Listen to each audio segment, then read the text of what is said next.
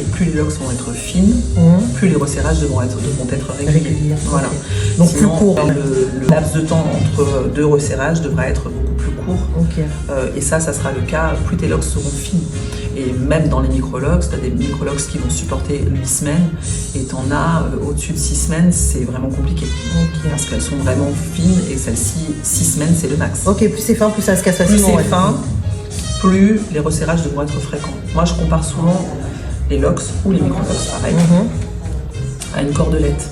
Ouais. Tu vois, tu as ta cordelette. La cordelette, elle est composée de plein de petits fils. Okay, si tu prends la cordelette, une corde, tu vas prendre, tu vas tirer, ça se casse pas. Par contre, si tu prends que tu la dépiotes et que tu prends un seul fil de ta cordelette, c'est-à-dire le cheveu, là, le cheveu, lui, se casse très facilement. Donc, ce qu'il faut savoir, c'est que ta partie non loxée, ok, elle se fragilise. Plus ça pousse, et plus les locks sont matures, plus il y a du poids, plus cette partie non loxée va potentiellement être fragile. C'est pour ça que c'est important sur des locks très fines qui ne vont pas avoir le temps de beaucoup s'affiner avant de se casser, puisqu'elles sont déjà fines. Il faut les resserrer souvent. Sur une locks plus épaisse, pareil, le phénomène va être le même. Potentiellement, si tu laisses trop de racines, les cheveux à la racine qui ne sont pas loxés peuvent se casser. D'accord ? Mais comme la lox elle est épaisse, tu as plus de marge de manœuvre.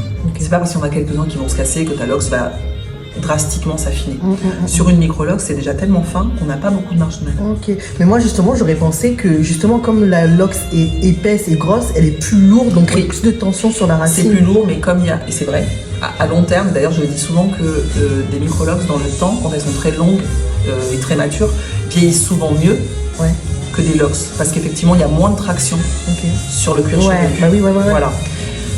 Mais la lox, quand elle est épaisse, comme je te dis, en fait, tu prends une lox de taille, je sais pas, moi j'arrive, tu vois, tu prends une lox qui est épaisse comme ça, tu vois, sincèrement, c'est pas parce que tu as 10 ou 15 ou même 20 cheveux qui vont se casser ta lox que ça va se voir sur la lox. La même chose, là, tu le vois direct. Ok.